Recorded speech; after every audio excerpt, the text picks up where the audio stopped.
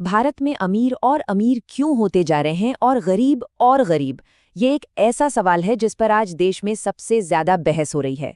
तो चलिए आज सिर्फ राय मशवरे से आगे बढ़कर आंकड़ों और तथ्यों की मदद से ये समझते हैं कि इस बढ़ती खाई की असलियत क्या है। तो इस पूरी कहानी को हम 5 हिस्सों में समझेंगे। सबसे पहले देखेंगे कि ये खाई कितनी सच है, फिर ये के शेप्ड रिकवरी क्या बला है उसे समझेंगे।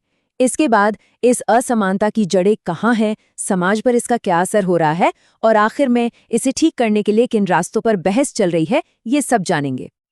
तो चलिए सबसे पहले ये देखते हैं कि क्या ये खाई वाकई बढ़ रही है और अगर हाँ तो ये कितनी गहरी हो चुकी है। अमीर और अमीर हो रहा है और गरीब। यह लाइन हम सबने कहीं ना कहीं सुनी ही है, फिल्मों में, चाय की दुकानों पर, हर जगह। पर सवाल ये है कि क्या ये सिर्फ एक कहावत है या ये हमारे आज की हकीकत है। चलिए आंकड़े देखते हैं। जरा सोचकर देखिए, अगर देश की पूरी दौलत को एक बड़ा सा केक मान लें तो उस केक का 40% से भी ज्यादा हिस्सा यानी लगभग आधा केक सिर्फ और सिर्फ 1% लोगों के हाथ में है। जी हाँ, सिर्फ 1%। ये आंकड़ा वाकई चौंकाने वाला है। और बात सिर्फ दौलत की नहीं है। देश की जो कुल सालाना कमाई है उसका करीब करीब 60% हिस्सा अब सिर्फ ऊपर के 10% लोगों की जेब में जा रहा है। आपको बता दूं, 80 के दशक में ये सिर्फ 30% था। मतलब ये खाई पिछले कुछ दशकों में 2 गुने से भी ज्यादा गहरी हो गई है। अब इस बढ़ती असमानता को समझने के लिए एक टर्म आजकल बहुत सुनने में आता है, के शेप्ड रिकवरी। तो भाई ये है क्या चीज? तो ये के शेप्ड रिकवरी का मतलब क्या है? इसे ऐसे समझिए जैसे किसी बड़ी मंदी के बाद इकोनॉमी के कुछ हिस्से तो तेजी से ऊपर चले जाते हैं लेकिन दूसरे हिस्से और नीचे धंस जाते हैं। बिल्कुल अंग्रेजी के अक्षर के की तरह, जिसकी एक लाइन ऊपर जाती है और दूसरी नीचे।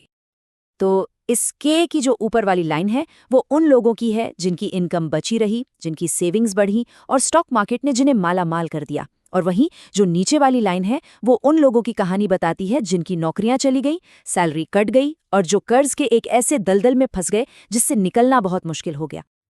तो सवाल ये है कि आखिर हम यहाँ तक पहुँचे कैसे? इस असमानता की जड़ें आखिर कहाँ हैं? ये टाइमलाइन देखिए, ये एक बड़ी दिलचस्प कहानी बताती है। आज़ादी के बाद 1982 तक आप देखेंगे कि इनकम में असमानता असल में कम हो रही थी, लेकिन 1990 के दशक में आर्थिक सुधारों के बाद पासा ही पलट गया।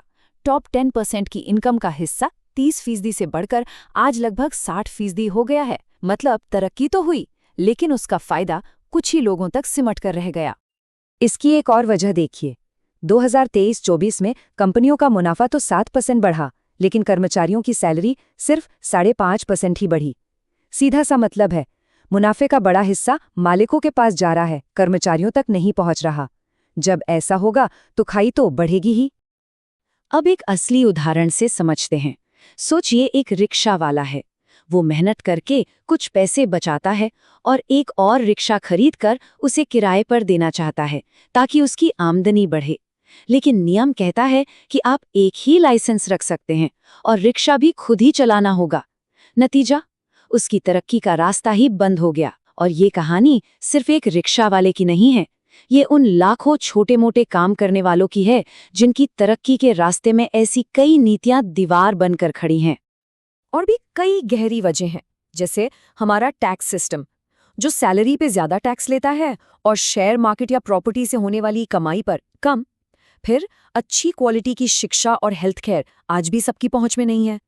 हमारी ज्यादातर आबादी आज भी खेती पर निर्भर है, जहां से निकलकर अच्छी तनख्वाह वाली नौकरियों में जाना बहुत मुश्किल है। ये सारी चीजें मिलकर इस खाई को और चौड़ा कर रही हैं। लेकिन ये सिर्फ नंबरों का खेल नहीं है। इस बढ़ती खाई का असर सीधा हमारे समाज पर पड़ता है। कैसे? चलिए देखते हैं। जब एक बड़े तबके को लगने लगता है कि सिस्टम सिर्फ कुछ लोगों के लिए काम कर रहा है तो समाज में नाराजगी और गुस्सा बढ़ता है। ये एक तरह की सामाजिक दीमक है जो हमारे भरोसे और एकता को अंदर ही अंदर खोखला कर देती है।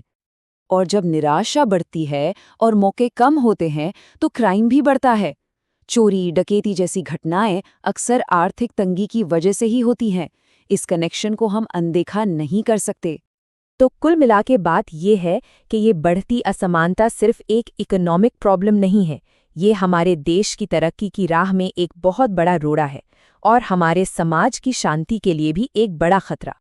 तो फिर सवाल उठता है, इसका हल क्या है, आगे का रास्ता क्या हो? इस पर आज एक बड़ी बहस छिड़ी हुई है। तो कुछ आइडियाज पर बात हो रही है। एक है सुपर टैक्स का, मतलब देश के जो सबसे अमीर परिवार हैं उन पर 2% टैक्स लगाया जाए और उस पैसे को सामाजिक योजनाओं में इस्तेमाल किया जाए। दूसरा आइडिया है इनहेरिटेंस टैक्स का, यानी विरासत में मिली बड़ी दौलत पर टैक्स। ये थोड़ा कंट्रोवर्शियल है, लेकिन इस पर भी बहस हो रही है। और तीसरा और सबसे जरूरी सुझाव है कि सरकार शिक्षा, स्वास्थ्य और अच्छे इंफ्रास्ट्रक्चर पर अपना खर्च बढ़ाए ताकि हर किसी को आगे बढ़ने का बराबर मौका मिले। तो रास्ता क्या होना चाहिए? क्या अमीरों पर ज़्यादा टैक्स लगाना सही है, या फिर शिक्षा और स्वास्थ्य में निवेश करना ज़्यादा ज़रूरी है, या फिर इन दोनों का कोई मिला-जुला रास्ता निकालना होगा? देखिए, इसका कोई एक सीधा साधा जवाब नहीं है। ये एक ऐसा सवाल है जिस पर हम सबको सोचने की ज़रूरत है, क्योंकि इसी के जवाब में हमारे देश का भविष्य छुपा है।